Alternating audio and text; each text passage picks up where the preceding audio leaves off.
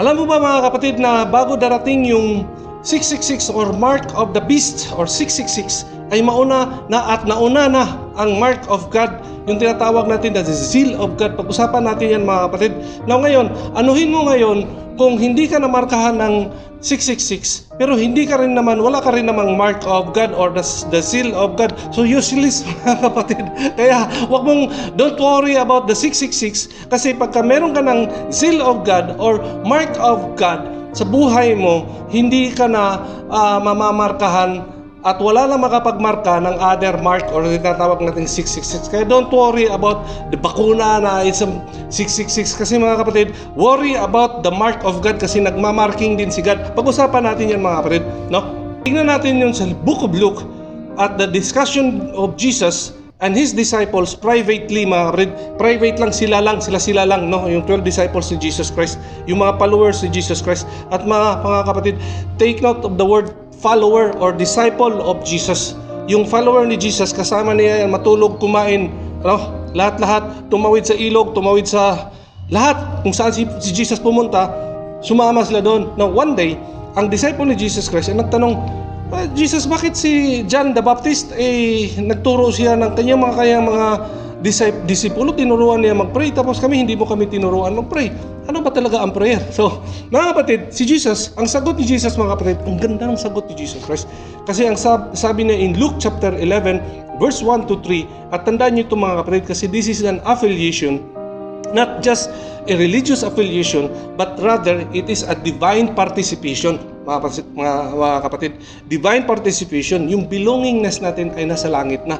At sabi ni Jesus Christ in His first word, ganito kayo mananalangin, no? In Book of Luke chapter 11 verse 1 to 3. Jesus Christ, magulat ka kasi sabi niya, this is how you pray. Ganito kayo manalangin, Our Father, Ama namin. Our Father in heaven. Tinukoy ni Jesus Christ in heaven.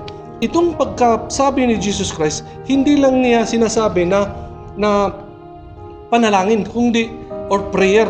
Kung hindi, ito ay isang admission na ikaw ay umamin na ang ama mo ay ang nasa langit at kabahagi ka na ng pamilya ng Diyos. Kaya mga kapatid, pag-usapan natin ng maigi yan. No, kaya tapusin muna natin ng Our Father, no? Kasi baka marami kayo hindi nyo alam. Ang iba kasi sa atin, sa Katoliko kasi yan eh. Mga kapatid, hindi yan sa Katoliko. Sa Bible yan mga kapatid, kay Jesus na prayer yan. Our Father who art in heaven, hallowed be your name, your kingdom come, your will be done on earth as it is in heaven. Give us today our daily bread and forgive us our sins as we forgive those who sin against us. Do not bring us to the test but deliver us from evil. No, tayo mga Protestant, dinagdagan natin, for thine is the kingdom, the glory and the power. Mga kapatid, meron tayong doxology diyan. Pero whatever, I'm particular with the Our Father. At ganito yan mga kapatid, if merong principle si Jesus Christ na Our Father, it is an admission or pag-aamin ni Jesus na hindi lang siya nag-iisang anak ng Diyos ngayon. Okay? Kung hindi, ang tayo ay tinuring ni Jesus Christ na kapatid sa pagturo niya ng prayer na yon na Our Father. So ngayon, dapat magiging confirm yan sa iyo at wag lang basta-bastang Christian, no?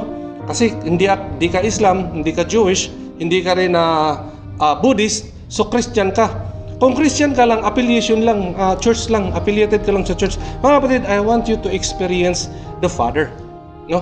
I want you to experience the zeal of the Holy Spirit, the work of the Holy Spirit in your life. At ganito po yan mga kapatid. Bago ka darating doon, merong proseso yan mga kapatid. Doon sa John chapter 3 verse 1 to 8, tinanong din yan ni Nicodemus. Kung nagtatanong ka ngayon, paano may experience yung Holy Spirit? So si Nicodemus, inamin ni Nicodemus kay Jesus na, Jesus, kung hindi ka talaga sugo ng Diyos, hindi mo ito magagawa, hindi ito mangyayari sa iyo. So nakita ni Nicodemus yung kababalaghan. Na ngayon, sabi ni Jesus Christ, unless you are not be born again. Born again ha? Kasi our Father in heaven. So, pag na-born again ka, you have the Father in heaven. Unless you are not be born again, you cannot see our eyes, the kingdom of God. So kung mga kapatid, kung Kristiyano ka lang, pero hindi mo nakikita ang kaharian ng Diyos, magtaka ka. At hindi mo ramdam ang Father in heaven, magtaka ka rin. No? At hindi mo rin alam na ikaw ay guided by the Holy Spirit, lalong magtaka ka at pakinggan mo ito ng maayos itong sasabihin ko. Kasi baka mamaya, ma-experience mo rin ito. Now, hindi ko ito itinuturo kasi ito yung paniniwala namin. But itinuturo ko to kasi ito ang experience namin. Okay? Malinaw tayo? Experience po. This is what we experience ko. Ano nakasulat sa Bible na experience namin? Hindi dahil pinaniniwalaan namin. No, ngayon dahil na-experience namin, gusto namin ma-experience ninyo. No, ngayon, in John chapter 1 at chapter 3, verse 1 to 8 lang siguro mga kapatid. Actually, hanggang buong chapter yan eh. Pininto ni Jesus Christ yan. Pero malalim kasi yan eh. Hindi na natin yan basta ang talakayin. Basta ang sinasabi na unless you're not be born again, you cannot see the kingdom of God. And then, yung pagiging born again, it is the process of the Holy Spirit. Now, ngayon, pag-usapan natin yung process of the Holy Spirit, mga kapatid. The process of the Holy Spirit is the function where now the Holy Spirit function physically, sa buhay mo physically, no? This is an interaction with you and the Holy Spirit. Tandaan mo itong mga kapatid kasi konkreto po ito, tama po ito kasi the zeal of God, dito mo malalaman kung meron ka noon o wala. Okay? So ngayon, ang bakuna, seal of the 666 or bark of the 666, pero wala kang seal of God. Useless po. Useless. So, ngayon, sabi ni Jesus Christ in John chapter 3, na it is the function of the Holy Spirit. Pag-usapan natin mga kapatid kung meron ka noon. I-try natin. Ang sabi ni Paul, alam mo si Paul in Romans chapter 8, verse 14 to 17, sabi diyan, unless you are not being led by the Spirit of God, no? Or those who are being led by the Spirit of God are sons of God. And then, tinukoy ni Paul diyan na mga indicator, if you are a children of God, you can cry to Father, Abba, Father. So nag-confirm doon sa sinasabi ni Jesus Christ na this is how you pray, Our Father. So yung pagtawag natin sa Our Father mga kapatid, without the Holy Spirit, you cannot purely call Father, Our Father, Abba, Father. Malaliman na tawag, tinatawag nating intimate calling of God kasi Holy Spirit lang makagawa nun. Now, pagka nagawa mo yan at meron kang experience noon, the Holy Spirit leads you to call Abba Father. The next things that will happen to you is your eyes will be open to the kingdom of God. Ano sa kingdom of God? Hindi sa langit lang. Kasi nga, ang kingdom ni God ay wide. Siya yung creator nitong universe. So makikita mo yan na this is part of the kingdom of God here on earth. Makikita mo yan mga kapatid. At pag nakita mo yan, you begin now to understand that this is also God's creation and God's kingdom. Na ngayon, ma-open yung mata mo mga kapatid, yung physical eyes natin, yung understanding natin, yung thought natin, yung senses natin mga kapatid, ma-open sa ibang dimension. Na ngayon, when the Holy Spirit guided you to call Father, Our Father, the next things is our inheritance. No, we will inherit with Jesus Christ. No, we are the few heir of Jesus Christ. Tapos sinabi din ng Romans chapter 8 verse 14 to 17 that we are adopted. Ina-adapt natin, maintindihan natin yung proseso na yun. Kasi malalaman mo yan mga kapatid na hango ka, no? Na galing sa impyerno, pag naranasan mo na inilagay ka na sa kaharian ng Diyos, makikita mo yung pinanggalingan mong impyerno mga kapatid, yung tinatawag kong kingdom of God. Maranasan mo yan. Kaya ang totoo na merong encounter with God, no? Those people in the Bible and sa generation natin na kahit gaano sila ka-criminal, kahit gaano sila ka-makasalanan, when they encounter with God, nagbabagong buhay nila. Bakit? Hindi lang dahil sinabi ng Bible, hindi dahil pinigilan sila, dahil may nagdidisiplina nila, o hindi, nakita nila kung sino sila dati. Lumalangoy sa impyerno talaga mga kapatid. Lumalangoy sa buhay na miserable dito sa ibabaw ng mundo. Kaya nga sabi ni Jesus, without me, no? Without me, even you own the whole world, but without me, your life is miserable. No, wala kang buhay. Mga kapatid, sinabi yan ni Jesus Christ, kaya come follow me, yung sinabi ni Jesus. Tapusin natin itong Romans chapter 8. Sabi diyan, after being led by the Spirit, no, to call Abba Father, you will realize you are adopted by God. You will realize that you are also a inheritor or part of the inheritance of God. Or Jesus, no? The co-heir of Jesus. Now ngayon, ang konsepto ni Jesus Christ is to conquer the earth kasi nga nilamon ito ng kasamaan mga kapatid. So gusto niyang i-redeem ito. at kasama ka noon. Kaya you have to follow Him. Kung anong ginawa niya, gawin mo rin. Tignan natin kung ano yung mga indikasyon pa. Mga kapatid, with Jesus being led by the Spirit, in Matthew chapter 4 and Luke chapter 4, the first leading of the Holy Spirit, or the first session of Jesus with the Holy Spirit recorded in the Bible was that He was being led by the temptation. And the temptation ay na-overcome ni Jesus Christ. Mga kapatid, isa din sa mga indicator sa buhay natin na meron tayong Holy Spirit that leading us actively sa buhay natin every day o araw-araw na nagbigay sa atin ng gabay ay kung meron tayong mga temptation ay talunan natin, mga kapatid, or mananalo tayo over the temptation. Mga kapatid, yun yung isa sa mga kailangan nating gawin. Kaya yung mga temptation natin, malalaman natin, paglingon natin sa dati nating buhay, ang layo ng narating natin. We will begin now to see the kingdom of God. Who is God? Anong siya? Sino siya? Our Father. Yung calling natin, napaka-intimate. Totoo si Jesus Christ. Kasi ngayon, mga kapatid, concept lang eh. Konsepto lang si Jesus Christ. He died on the cross. He will save me. But you don't have experience of saving God or the life powerful saving experience of God, no? Pero iba yung mga kapatid na na-experience mo, nasa apoy ka, nasa miserabling buhay ka, dito sa ibabaw ng lupa, sa ibabaw ng mundo, tapos hinango ka ng Diyos, mga kapatid, hinango ka ni God, tapos nilagay ka sa kanyang kaharian, at ngayon, tatawag ka na ngayon na Our Father. Mga kapatid, isa to sa mga paraan na malalaman mo na meron ka ng silyo ng banal na Espiritu. No, ngayon, yung interaction mo with the Holy Spirit. Interaction with the Holy Spirit. Mga kapatid, in John chapter 12, verse 26, mga kapatid, napakahalaga itong scripture na ito. At sinabi dyan na malalaman natin na ikaw ay follower of Jesus Christ, no? If anyone serves me, he must follow me. And where I am, there will my servant be also. If anyone who serves me, the Father will honor him.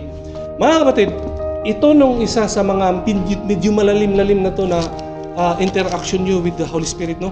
Ipupush ka doon, itutulak ka ng banal na Espiritu, ano ka talaga na, push ka talaga ng Holy Spirit to overcome also the hindrances of making disciples. Kaya nga in Matthew chapter 28 verse 19 and 20, mga kapatid, palagi ang sinasabi ni Jesus, this is I commanded you, no, to go and make disciples. Mga kapatid, magagawa mo yan. Magagawa natin yan. Kaya nga, kailangan ma-experience mo muna ang Holy Spirit. So, anong follow nito? You follow instruction. Go and make disciples. Hanggang ngayon, kapatid, ini-ignore mo pa yan. Gawin mo yan. No? Where I am, there will be also my servants also. If anyone serves me, the Father will honor him. So, siyempre, the Father. Kasi part ka na ng family. Part ka na ng inheritance ni Jesus Christ. If you are making disciples, mga kapatid, you are going to make discipleship. Kasi nga, hindi dahil trabaho mo yan, kung hindi, if you can see the kingdom of God and you are part of the honor of that kingdom, mga kapatid, siseryosohin mo yung go and make disciples kasi conqueror nga tayo, no? Sa mga kingdom nga sa mga European kingdom, no, yung Roman Empire, ganun sila pagka emperor, mga prinsipe, talagang pupunta sila sa giyera. Kapatid, nung ginawa mo, kung talagang totoong anak ka ng Diyos, tapos wala kang ginagawa, pakuya-kuya-akoy lang tayo. Mahiya tayo sa Diyos, mga kapatid. Baka hindi nga tayo anak ng Diyos. Okay. Ayan, tuloy natin. In John chapter 6 verse 29 also is the indication that if we are serving God, no, sabi dito sa verse 29 ng chapter 6 of John, sabi dito, then Jesus answered them, this is the work of God, that you believe in Him He has sent me. So mga kapatid, the works of God, makikita yan. Ano bang works of God na sinabi ni Jesus ito? Basahin natin sa 27. Do not labor for food that perishes, but the food that endures for eternal life, which the Son of Man will give to you. For Him, God the Father has set His seal. Mayroon tayong silyo, mga kapatid. Okay? Silyo nga Yun nga pinag-usapan natin. And they said to Him, what must we do to be doing these works of God? Ano yung gagawin namin para makagawa kami ng work of God, para makakuha kami ng silyo na yan? Yun yung sinasabi, di ba? So, Jesus answered them, "This is the work of God, that you believe in Him whom He has sent me." Simple lang sabi na, paniwalaan niyo lang ako at sundin niyo yung sinasabi ko. Go and make disciples. Katulad ng ginawa ko. Nagre-reproduce ako, may 12 disciples ako. Oh, gawin mo yan. Oh, ito, ang lakas natin, yung lalo na sa mga business dyan na multi-level at saka mga business dyan na kailangan lang mag-coach for the next generation na mag-inherit ng business nila. Mga kapatid, meron tayong konsepto niyan. Sa mga naglalaro ng Mobile Legends, meron kayong apprentice na tuturuan niyo yung mga beginner para magiging mag-level up sila. Mga kapatid, sa discipleship, sa pagiging anak ng Diyos, meron yan. Tinuturo ni Jesus yan. At ang makagawa lang dyan ay yung mga anak ng Diyos. So kung hindi mo nagawa yan, mga kapatid, magtaka ka na ngayon. Kaya ngayon, tignan pa natin sa ibang verses. Revelation chapter 7 verse 3 to 4. Sabi diyan, meron tayong seal of God in our life. Revelation chapter 9 verse 4. Seal of God pa rin ang sinag-usapan yan bago iparating yung mga wrath na yun, wrath of God. Iingatan muna niya yung mga anak ng Diyos. May pinag-usapan diyan 144,000. Israelites yun. Israelites. No, sons of Israel. Sons of Israel yun hindi son of children of God. Tayo, affiliated tayo doon sa son of Israel through Jesus Christ. No? Sabi ni Jesus Christ, tawag niya sa atin, brother Pero yung mga sons of Israel, kasi sa Israel kasi ngayon mga kapatid, hindi pa dumating ang kanilang Messiah So, intindihin natin yun. Kaya may separate na teaching yung Revelation. Exclusive lang sa mga Israel. So, kung hindi ka Israelites by blood, so, exclude mo yung sarili mo dito tayo sa part ni Jesus Christ na affiliation. Okay, 14 verse 1. Revelation 14 verse 1. Ganon din. Lalo na sa Revelation chapter 22 verse 4. Now, in Ephesians chapter 1 verse 13 to 14, ganon din ang pinag-usapan dyan. Sa Corinthians chapter 2 Corinthians chapter 5 verse 5. Mga kapatid, pag-usapan natin yung functions of the Holy Spirit in your life. Kung meron kang seal of the Holy Spirit, paano mo ito ma-quantify? Paano mo ito ma-indicate na meron yan?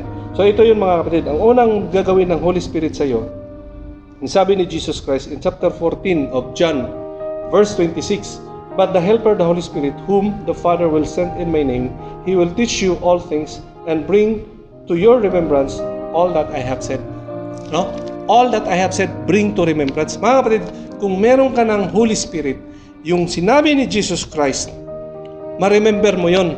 Kaso lang, kung wala ka hindi ka nga sumunod kay Jesus Christ, hindi ka nga sumunod sa Scripture, hindi mo to binasa, anong ma-remember mo? Yung mga post mo sa mga fake news sa Facebook, pagising mo sa umaga, bukas agad, cellphone, imbis na Bible, cellphone agad. So, babasa mo, fake news, sinishare mo ngayon, ang bakuna ay 666. Hindi mo sinasabi na there is a good news, nauna na ang mark of God, the seal of God, bago ang 666. So, anuhin mo ngayon kung hindi ka nga markado ng 666, pero wala naman ang seal of the Holy Spirit in your life. So, useless, mga kapatid. Now, ngayon, ano nang next? Chapter 15 of John, verse 26 pa rin. Same. Dito may kaibahan lang to ng konti ha. But when the Helper comes, whom I send to you from the Father, the Spirit of truth, who proceeds from the Father, He will bear witness about me. So, bear witness about me. Again, kanina, tell. No? He will tell all or reminded you. Ito, bear witness. Ano pang sinasabi? Because you have been with me from the beginning. You have been with me from the beginning. Mga kapatid, from the beginning of your life, when you believe Jesus Christ, anong ginawa mo? I-recall mo nga anong time na yun, kung anong ginawa mo, kung anak ka ba talaga ng Diyos. Kasi nga, kung hindi ka anak ng Diyos, mga kapatid, hindi mo makikita ang kaharian ng Diyos. No, paano mo makikita ang kaharian ng Diyos? The day that when you believe Jesus Christ, makikita mo yung buhay, yung paghango ng Diyos sa iyo sa impyerno at inilagay ka niya sa kanyang kaharian at ang kaharian na yun ay makikita mo, this is life. No? This is a kingdom of God. At diyan mo makikita mga kapatid, sinasabi ni Jesus Christ na pag na-experience mo na you are living in the miserable life here on earth, miserably mga kapatid, no? Paulit-ulit at saka walang katapusang paulit-ulit na buhay na boring. Ihahango ka ngayon ni Jesus noon. Ilalagay ka ngayon niya sa kakaharian niya. Pag namulat ka sa kakaharian niya, mga kapatid, makikita mo ng dating buhay mo. Hindi ka pa anak ng Diyos. Pero dito sa bagong buhay mo, kaya ang tawag niyan, born again, you will see the kingdom of God. When you will see the kingdom of God, you will understand na sinabi ni Jesus Christ, without me, no? Sabi niya doon, you do not follow me. What profits a man if he gains the whole world? Nga, doon sa miserabling buhay, mundo, no? But loses his own soul. Mga kapatid, mawawala talaga ang soul mo doon. Mawawala ka ng buhay, no? Yung nga, kasabihan, mayroong nga kasabihan, hindi ko nakalimutan ko ng sinong nagsabi noon, na do not afraid, some afraid to die, or do not afraid to die, but be afraid of not living, no? Huwag kang matakot na mamamatay ka, pero matakot ka nung habang ikaw ay buhay na hindi ka namumuhay. Miserable ang buhay. So ito yung sinasabi ni Jesus Christ, ano ngayon kung iyo yung na mundo? Lahat ng kayamanan yan, karangyaan, iyo yan. Pero wala ka namang, miserable naman ang buhay mo, paulit-ulit lang. Wala ka nang paraan para sumaya pa. So paulit-ulit na, wala nang expectation sa buhay. No, kahit pupunta ka pa sa Mars, yung mga scientists ngayon ng mga mayaman, pupunta sa Mars, bakit sila ginawa nila yun? Kasi they are finding joy in their life. Hindi nila makikita yun eh. Kaya nga, what profits a man? We gain the whole world without seeing the kingdom of God, seeing the kingdom of God here on earth while they are still living. Mga kapatid, capable kasi tayo to experience God's kingdom and living as a children of God here on earth while we are still alive, flesh, here on earth. Mga kapatid, yun yung experience na gusto kong sabihin sa inyo, na dapat darating kayo sa level na yan. Kasi nga, hindi lang balang araw pag namatay ka, langit na pala ito. Mga kapatid, you can experience now with the Holy Spirit. So, you have to experience the Holy Spirit in your life. Okay? So, yun yung sinasabi ko ngayon. Ngayon, ano ngayon ang conclusion natin? Ano yun mo ngayon kung bakunado ka? No? Or hindi ka bakunado? Kasi, sabi mo, 666 nga yan. Wala ka rin namang mark of the Holy Spirit in your life. Walang transformation. Ang lakas mo ngayon mag-share ng bakuna, 666 yan. Huwag tayong magpabakuna kasi mamamarkahan tayo ng 666. Dati hindi ka nga sumusunod sa pastor mo eh. Hindi ka nga nagbabasa ng Bible, hindi ka nga nagpe-pray. Tapos ngayon, ang lakas mong mag-preach about 666. Come on. Kapatid, be consistent. Dati nagsishare ka ng COVID is not real. O ngayon, maraming nang mamatay sa COVID. Sasabihin mo pa rin, gawa-gawa ng doktor. O ngayon talagang hindi na mapipigilan. Sasabihin mo, bakuna is 666. Kapatid, nagsisinungaling ka na mga kapatid. Tigilan mo na yan. No, experience the Holy Spirit in your life. No, the day when you are guided by the Holy Spirit, you will realize that you can call Abba Father. Romans chapter 8, verse 14. And then after niyan, the Holy Spirit leads you and open you to the realization that you are adopted now to become part of the family of God while still here on earth. And after that, you will realize that you are now the inheritor kasama si Jesus Christ. And after that, you are being led like Jesus, no? By different temptations in Matthew chapter 4, verse 4 and Luke chapter 4. Jesus was tempted by led by the Spirit to be tempted. And those temptations, major temptations is Jesus Christ na overcome. Sa buhay din natin, mayroon din tayong ganung experience to prove that we are children of God. Now, sa buhay mo, experience mo ba yan? And then the next indicator is when you are now making discipleship because you follow Jesus Christ, you serve Jesus Christ, you produce your disciples, go and make disciples. Mga kapatid, napakahirap yan. Now, ngayon, kung kaya mo mag-produce kung basketball coach ka, kung ikaw ay trainer, kung ikaw ay teacher, marami kang na-produce na estudyante, mga kapatid, wala kang na-produce na believer. No? Ang ginagawa mo, pupunta ka sa simbahan na may pastor, tapos doon ka tapos aangkinin mo na disciple mo. Hindi. Yung mga hindi pa anak ng Diyos, puntahan mo yun. Kapitbahay mo na mahirap i-share ng gospel na ayaw maniwala sa'yo na Kristiyano ka kasi may ugali ka rin. Hindi ka pa rin paniwala. Yung kumbinsihin mo yun. Pag nakumbinsin mo, anak ka ng Diyos. Friend, no? Those who are children of God, they will win. No? Winner sila. They are win souls. So mga kapatid, gawin mo yun. Okay? Let's pray. Father God, we thank you, Lord, for the Holy Spirit. It's a seal to us. magiging anak niyo po kami. Sa lahat ng naniniwala sa inyo, Lord, alam ko magiging anak ng Diyos sila at bibigyan niyo rin po sila ng seal of the Holy Spirit. Ma-experience nila yung interaction with the Holy Spirit. Thank you, Lord, for your guidance. Thank you, Lord, na ma-experience nila po ito. Gayon din, mga Panginoon, sa mga gustong tumanggap sa inyo, gustong maniwala sa inyo, gustong ma-experience ito. Lord, I pray that they will also be guided, O Lord, by the Holy Spirit. Gagawin nila po ito, Panginoon. This I pray in Jesus' name. Amen. Mga kapatid, share niyo naman to ang natin, tuturo natin, no, sa lahat. Tinagalog ko na nga, walang bawas-bawasan ko English, no, para dito sa Pilipinas marami tayong na-sharean. No, kung nagsishare kayo ng fake news, ito good news to mga kapatid, kay Jesus to. I-share niyo. Ay, mahiya, no? Tulungan natin to i-discipleship na lumaganap, tapos makapag-produce ka ng disciples. Kung may magtatanong sa iyo, sharean mo na rin. Okay?